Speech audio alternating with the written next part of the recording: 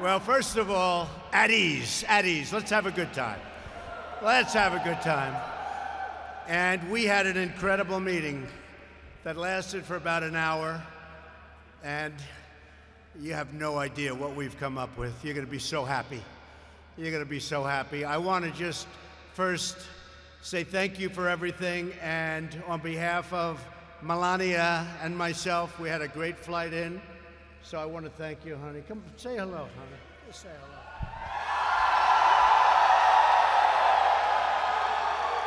I'm very honored to be here tonight. Thank you for your service, for your sacrifice, and keeping us safe and free. I'm very proud of you, and on behalf of our nation, I'm wishing you a Merry Christmas and a happy and prosperous New Year. Thank you again, and to your families.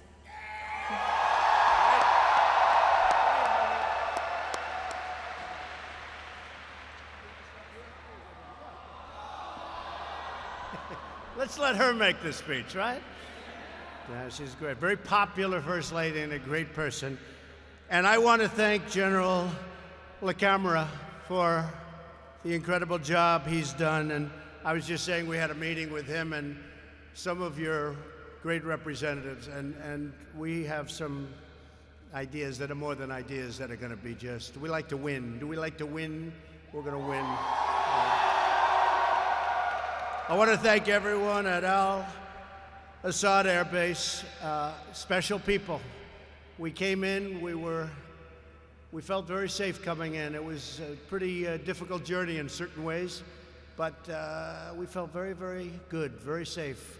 And also, we knew exactly where we were going, and we're going to say hello to you and to wish you all a Merry Christmas and a Happy New Year. Very important. Thank you very much. Great job. So Melania and I are thrilled to be here with the extraordinary men and women of the American Armed Forces, the greatest military, and especially as we get all of this billions and billions of dollars of new equipment that I approved over the last 2 years. You're getting such new equipment, your eyes are popping, right? Your eyes are popping. You're getting the best equipment in the world. As you know, it was being very rapidly depleted, and it wasn't good, and we weren't going to let that happen to you or to our country. And I just want you to relax. Let's have a good time for a few minutes, and then I'll be heading to another location, and then I'll be heading back, but I have you totally in mind, totally in mind. We came to Al-Assad to share our eternal gratitude for everything you do to keep America safe, strong, and free. Though you are thousands of miles away from your home and your loved ones, I hope you all had a Merry Christmas. I also know that, speaking for your families, they are missing you and they love you. And you know, they're every bit a part of your success. They make it possible. So they're very special to us, all of the families. It's because of your sacrifice that America's families can celebrate in safety and in peace, and we're doing great back at home. There are many incredible patriots to recognize here right now, and I'd like to start by say a few words for Colonel Michael Maddox. Colonel, thank you very much. Thank you, Colonel. Great job. Thank you, Colonel. No games. I can see, I know people. No games with the Colonel. No games with your General, right? Not a lot of games. It's called, they want to win. I want to thank the 201st Regional Support Group. One that everybody knows of, even back in the States, Task Force Thunder and their Lieutenant Colonel Kent Park.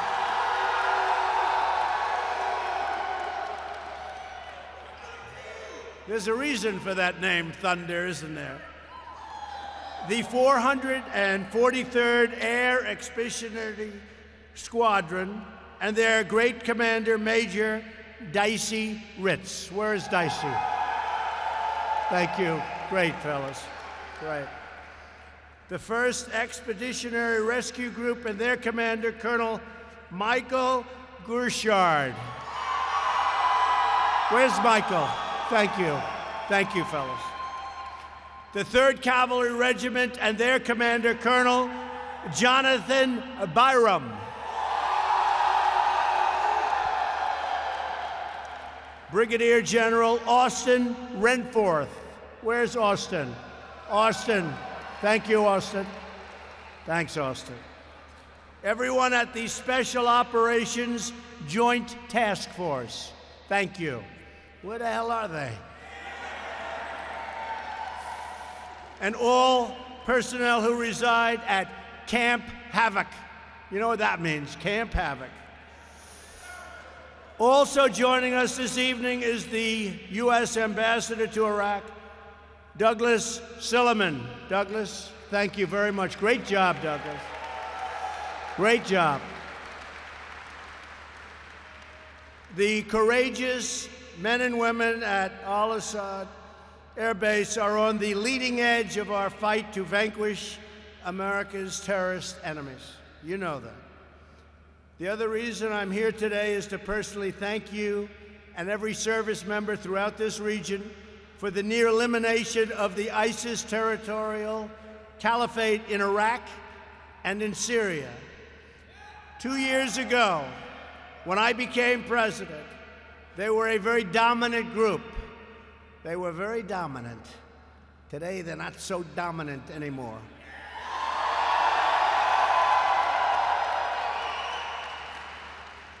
Great job.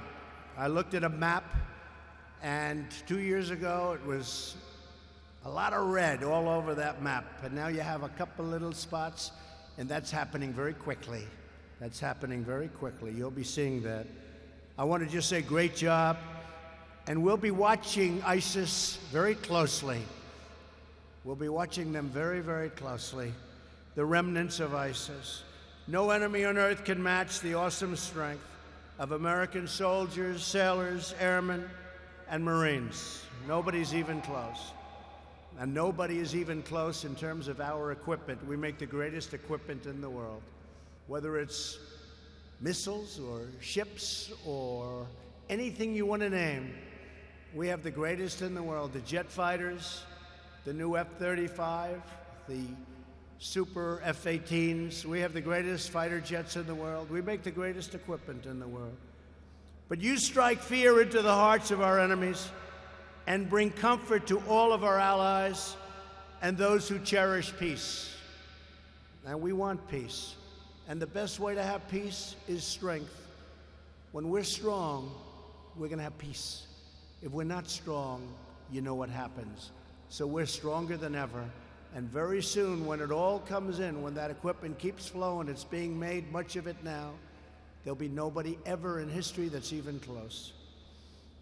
American and coalition forces have had one military victory after another over the last 2 years against ISIS, including the retaking of both Mosul in Iraq and Raqqa in Syria.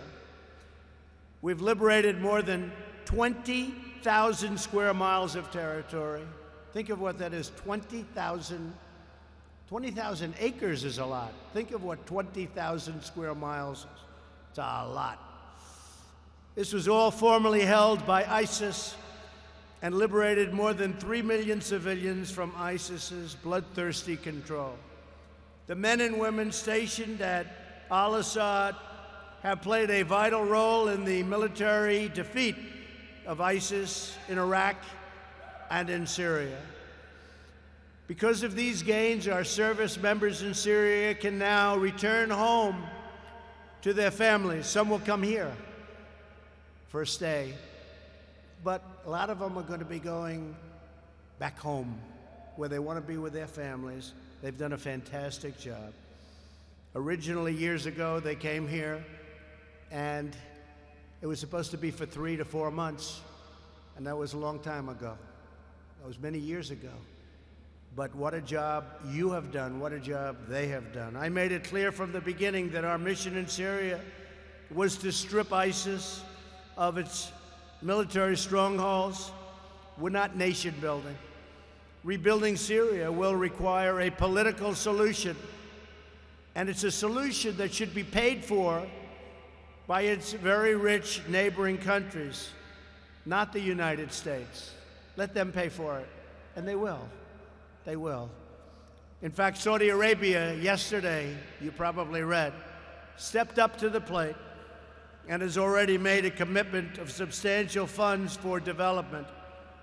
And President Erdogan of Turkey has also agreed to take out any remnants of ISIS, and we'll be working with them.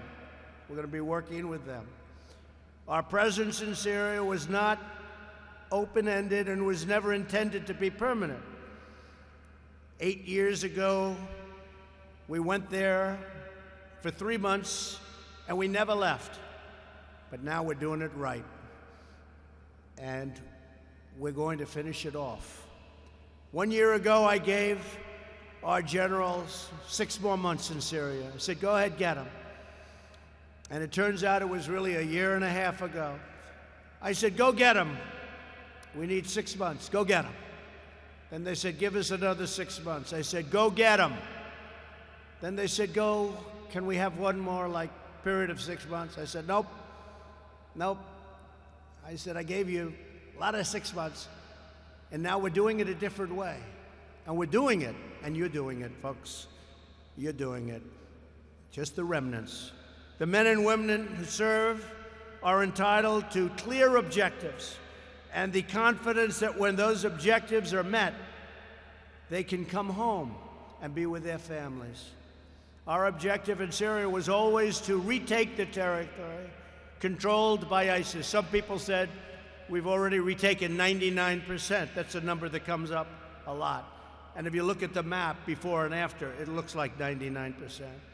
Now that we have done so, the nations of the region must step up and take more responsibility for their future.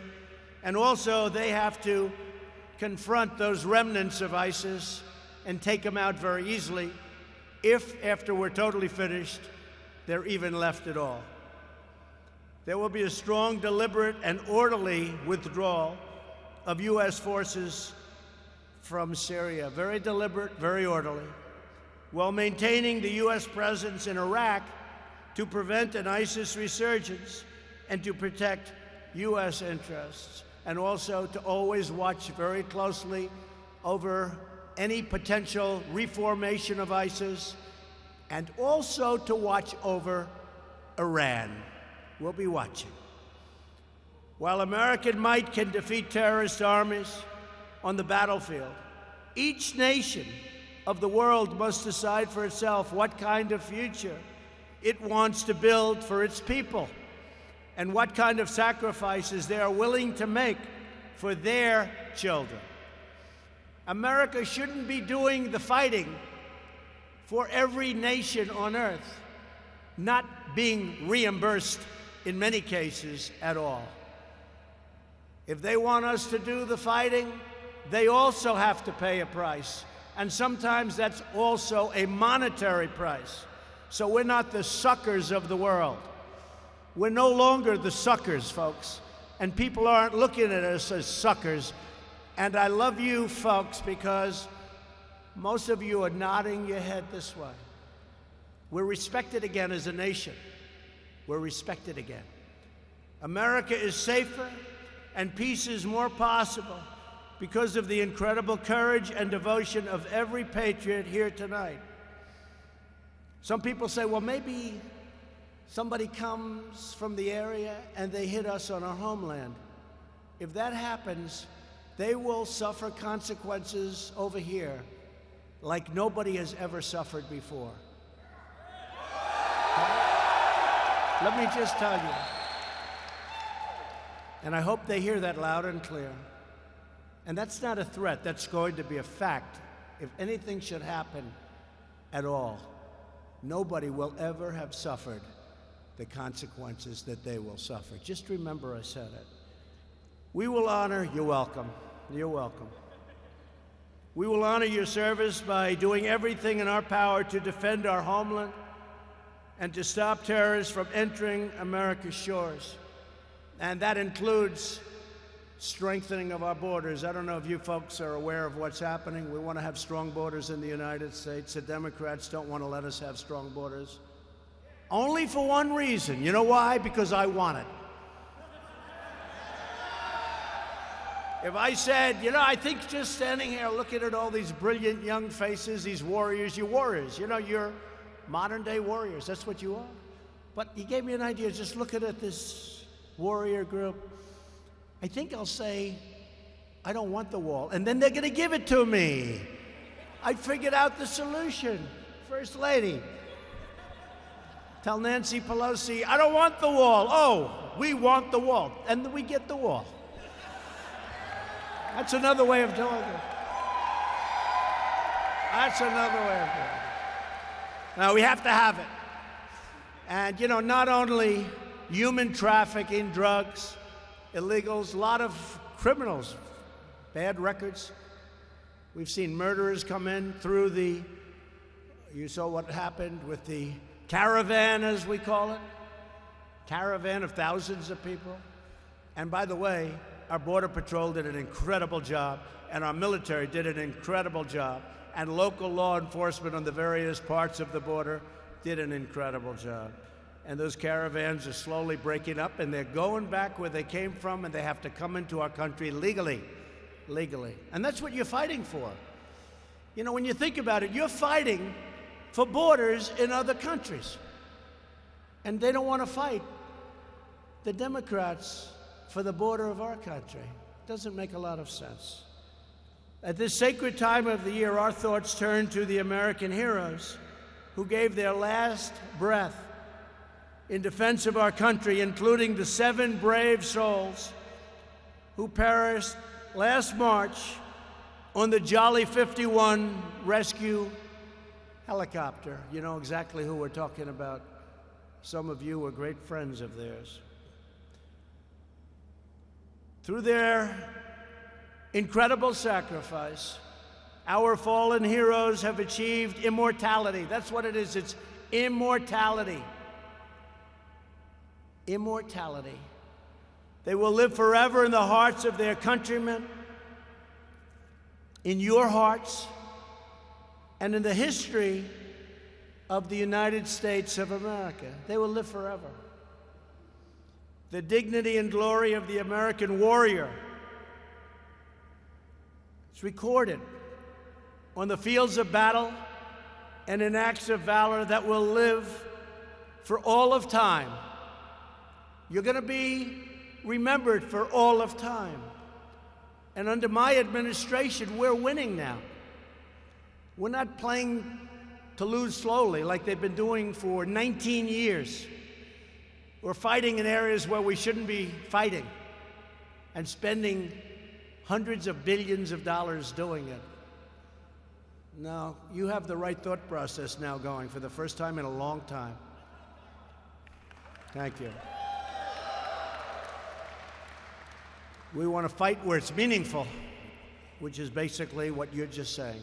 And you understand that better than anybody. The people in this room understand that better. Your general understands it. I just met with them. Your general understands it. We want to fight for the meaningful things. No force in history has done more for the cause of justice and peace. I want each and every one of you to know that we will always protect those who protect us. You protect us. We are always going to protect you. And you just saw that because you just got one of the biggest pay raises you've ever received, unless you don't want it. Does anybody here? Is anybody here willing to give up the big pay raise you just got? Raise your hand, please. Oh, I don't see too many hands. Okay. Don't give it up. It's great. You know what? Nobody deserves it more. You haven't gotten one in more than 10 years. More than 10 years. And we got you a big one. I got you a big one. I got you a big one. They had plenty of people that came up. They said, you know, we could make it smaller. We could make it 3%. We could make it 2%. We could make it 4%. I said, no. Make it 10%. Make it more than 10%. Because it's been a long time. It's been more than 10 years. Been more than 10 years. That's a long time. And, you know, you really put yourselves out there, and you put your lives out there. So congratulations. We're fighting every day to ensure you have also the tools, the equipment, the training, and resources that you need to fight and to win. We don't play prevent defense anymore. We're not doing that. That's why when you see me doing things, I always have things in mind. I always have lots of things in mind, things that you have in mind too. But a lot of other people don't. A lot of the media doesn't want to report it correctly. But we have a lot of things in mind. But you ever see it like in football, where a team is holding the other team scoreless? They can't throw, they can't pass, they can't do anything. Now it's 3.5 quarters. They gotta just hold them. And they say, let's change to prevent defense. And that's what happens. And you know what it does? It prevents them from winning. How many times have you seen that? We don't like prevent defense. We want real offense and we want real defense, and that's what we're doing. We have secured a record increase to our military budget, and we are purchasing all of this great equipment. $700 billion last year, $716 billion with a B, with a B. We were fought very hard by the Democrats and others.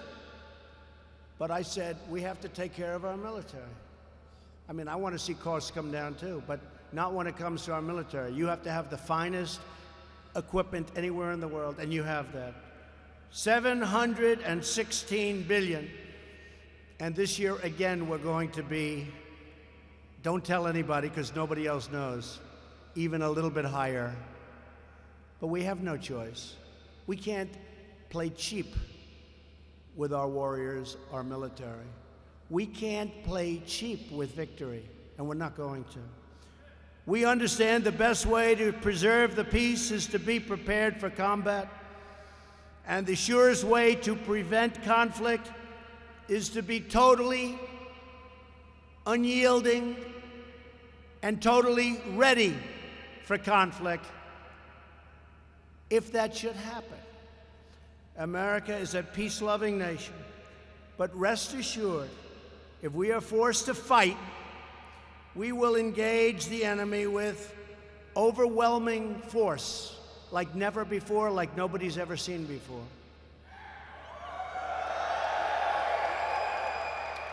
There is no military more capable and now more lethal, more fearless, and more skilled than the United States Armed Forces. Nobody is even close. Our faith and confidence in you is absolute and total. You are the sentinels who watch over our nation. You are the warriors who defend our freedom. You are the patriots who ensure the flame of liberty burns forever bright. That's who you are. That's who you are.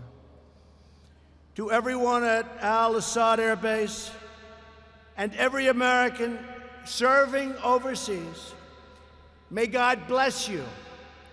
May God protect you. And may God always keep you safe. We love you, we support you, we salute you, we cherish you, and together we pray for justice, goodness, and peace on earth. We are putting America first for the first time in a long time, longer than anyone can remember. At the same time, we're here to help others. And for all of you that have those red caps, and I saw them before, I signed a lot of them, it says, "Make America Great Again." And you know what? That's exactly what we're doing. So we flew all night on Christmas evening. The First Lady, myself, John Bolton, and a lot of other great people on that plane. Thank you, John. And it was worth every minute of it. And I just want to thank you. You're outstanding, outstanding people. And we will never let you down. Just remember that. God bless America. Thank you very much. Thank you.